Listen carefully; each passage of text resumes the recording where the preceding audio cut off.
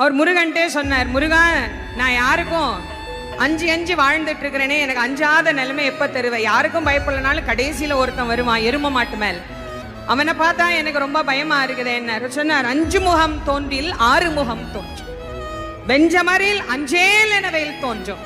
யாருக்கு நெஞ்சில் ஒரு கால் நினைக்கின் 2 காலும் தோன்றும்.